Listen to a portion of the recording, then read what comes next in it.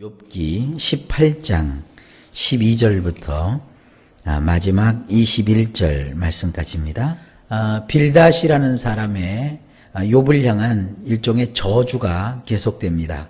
아주 좋지 않은 내용들이 계속 나오는데 그래도 성경에 기록된 내용이니까 한번 쭉 보시겠습니다. 12절 말씀, 그의 힘은 기근으로 말미암아 쇠하고 그 곁에는 재앙이 기다릴 것이며, 원문 이렇습니다. 굶주리게 되었으니 힘이 있으랴 재난이 그가 있는 쪽에 마련되어 있도다. 욥을 향하여 이제 너는 굶주림밖에 없다. 굶주려 죽게 되었으니 네가 무슨 힘이 있겠느냐. 그리고 재앙이 너 있는 쪽에 이미 준비되어 있다.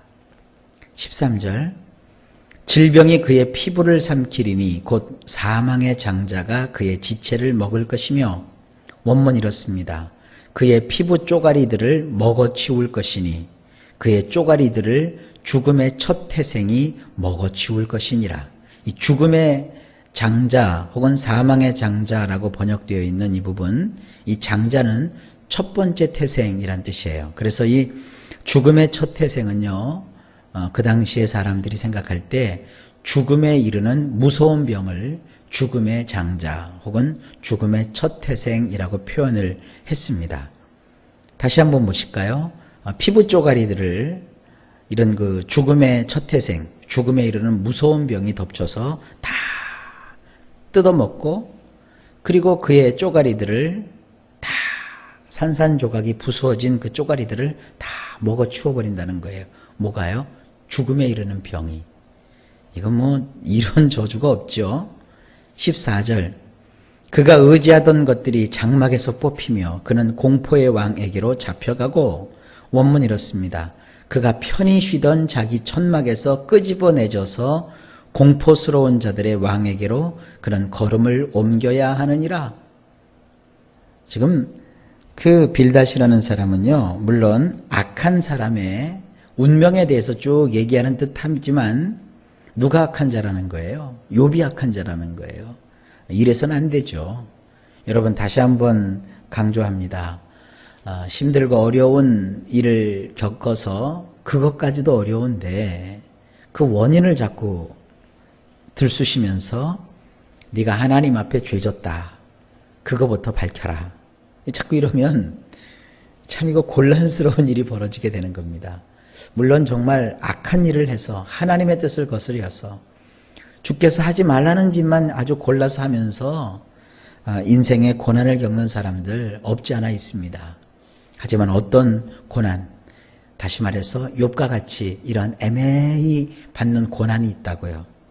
그것은 절대로 이러한 저주를 받을 만한 일이 아닙니다. 그 시련과 고난은 뭡니까? 통과해야 될 과정이에요. 그걸 잘 하나님을 바라보면서 하나님을 희망하면서 그거를 견디고 이기고 또 거기서 버텨야 되는 거예요. 그런데 지금 이 욥에게 그런 말을 좀 해줘야 되는데 이 빌닷이라는 사람이 너무 성급하게 욥을 단죄하고 있는 겁니다. 15절, 그에게 속하지 않은 자가 그의 장막에 거하리니 유황이 그의 처소에 뿌려질 것이며, 원문 이렇습니다. 그의 천막 속에 놓여 있는 것에 그의 것은 아무것도 없으며 그의 주거지 위에는 유황을 흩뿌려 놓았느니라. 욥이 그동안 살던 그 천막 속에는 욥도 거기서 끄집어내서 내쳐버리고 그가 가지고 있던 모든 것도 다 뺏어버리고 그의 것이라고는 거기 아무것도 없다. 그리고 그가 살던 그것 위에는 유황을 흩뿌려 놓았대요. 유황 그러면 뭘 생각하시냐면요, 여러분 그 성냥개비 있죠? 그 성냥개비 그 끝에 붙어있는 게 황입니다. 그걸 이렇게 탁 하고 충격을 가해서 불꽃이 거기 부딪히면 불이 확 붙잖아요. 그래서 유황은 뭡니까? 완전히 그의 인생은 타버린다는 거예요. 이것도 역시 저주죠. 그 다음에 16절, 밑으로 그의 뿌리가 마르고 위로는 그의 가지가 시들 것이며, 한 번만 조져하면 됐지 계속 그러네요. 원문 이렇습니다. 아래로는 그의 뿌리들이 말라버리고 위쪽으로는 그의 가지가 시들어버릴 것이니라. 자, 나무로 치자. 그러면 그 나무의 밑둥이인 뿌리가 다 말라버리고 그 뿌리에서 난 위에 있는 그 가지들은 다 시들어버릴 것이다. 이렇게 되면 나무가 어떻게 되는 거죠? 죽는 거죠, 뭐. 그러니까 너는 이제 죽는다. 그런 얘기예요. 17절. 그를 기념함이 땅에서 사라지고 거리에서는 그의 이름이 전해지지 않을 것이며. 참 이거 인생 이러면 비참한 겁니다. 여러분, 호랑이는 죽으면 가죽을 남기고 사람은 죽으면 이름을 남긴다고 했는데 그것조차 없겠다는 거예요. 원문을 보면 이렇습니다. 그를 기억함이 땅에서 없어지고 밭갓거리에서 그의 이름은 아예 없도다. 그러니까 그가 땅에 와서 살다가 흔적이 없다는 거예요. 싹 다 허무한 인생. 아무것도 아니라는 거예요. 우리가 날마다 고생하고 애쓰는 게 뭡니까? 뭔가 남기기 위해서 그러는 거 아니겠어요? 자녀들이 잘 되고 후손들이 잘 되고 내가 몸담고 있는 그곳에서 내가 최선을 다하여 주를 섬기며 봉사하고 착한 일과 선행을 행하며 하나님 나라의 상급을 쌓고 뭐 그러기 위해서 우리가 열심히 사는 거 아니겠습니까? 그런데 지금 욥이 여지껏 살아왔던 인생은 다 허사라는 것이죠.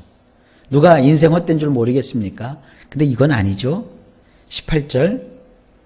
그는 광명으로부터 흑암으로 쫓겨 들어가며 세상에서 쫓겨날 것이며 원문이 이렇습니다. 그는 빛에서부터 어두움으로 내동댕이 쳐질 것이며 세상 밖으로 내몰릴 것이다. 19절. 그런 그의 백성 가운데 후손도 없고 후예도 없을 것이며 그가 거하던 곳에는 남은 자가 한 사람도 없을 것이라. 아주 그냥 직접 대놓고 얘기하죠. 지금 욥은 자식이 있어요, 없어요? 있었으나 다 죽었어요. 그런 욥에게 지금 뭐라고 얘기하는 것이냐? 원문을 보면 이렇습니다. 그에게는 후계자가 없을 것이며 그의 동족 가운데 후세도 없으리니 그가 살던 곳들에 생존자가 없으리라. 지금 이 빌닷이라는 사람은요, 뭔가 교훈을 지금 욥에게 자꾸 주고 있는데 이 빌닷의 얘기를 한번 가만 들어보면 악한 사람, 악을 행하는 사람은 우선 저주를 받아가지고 땅에서 뽑혀요. 살던 곳에서 못 살아요. 그리고 그의 재물은 다 뺏겨버려요. 그리고 그는 그 죽음의 장자가 와서 죽음에 이르는 병으로 뒤흔들어 버려요. 그래서 거기서 회복될 기미가 보이지 않아요. 뿌리는 다 말라버리고 가지도 다 시들어 버려요. 누가? 악한 자가. 악을 행하는 자는. 그리고 결국 그 악을 행하는 자는 후손도 한 명도 남아있질 않아요. 그리고 후손이 없으니까 그의 이름을 알아줄 사람이 하나도 없습니다. 이게 누구라는 거예요? 이게 욥이라는 거예요. 그러니까 욥을 지금 잘못 봐도 한참을 잘못 보는 거죠.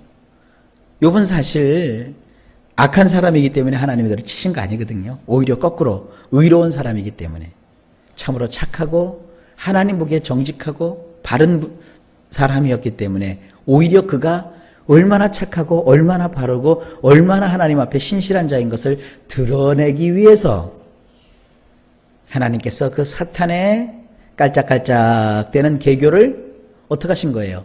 허용하신 거예요. 그래서 욥이 지금 어려움 속에 처해지게 된 거예요. 하나님의 마음이 어떠실까요?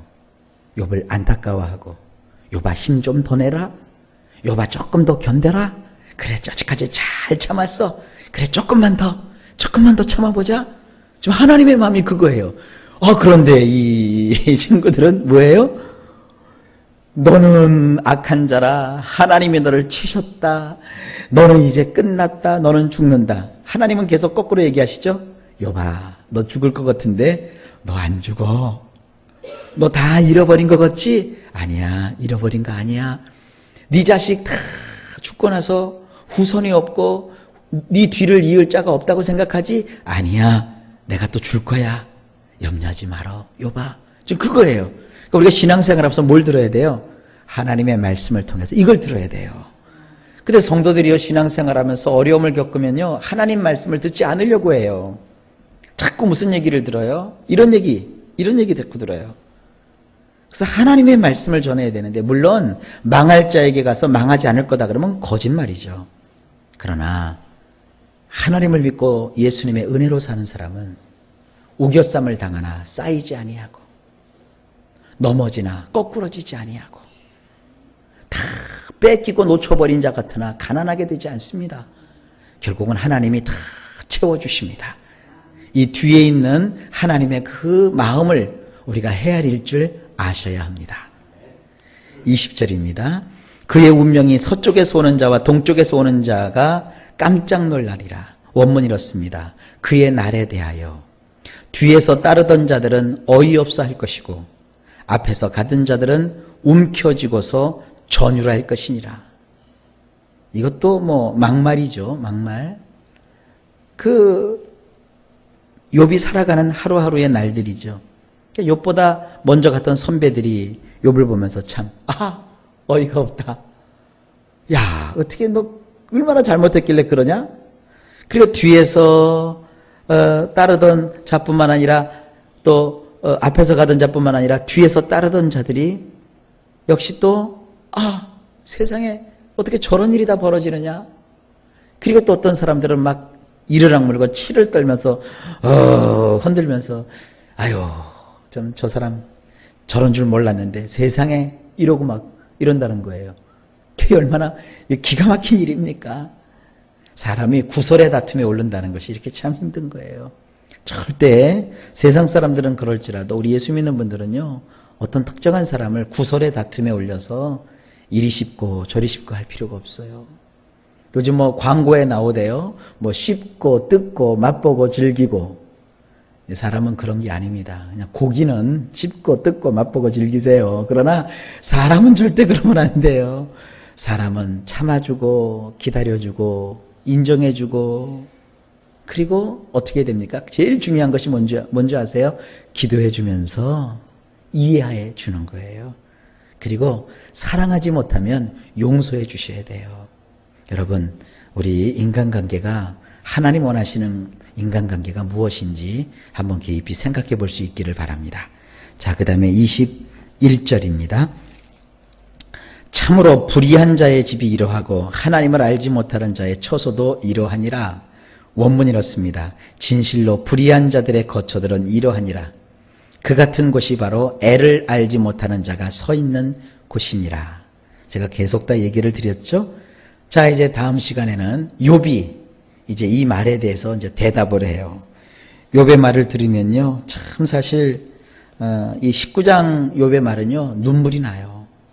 욥이 얼마나 힘들어하면서 얼마나 괴로워하는지 몰라요.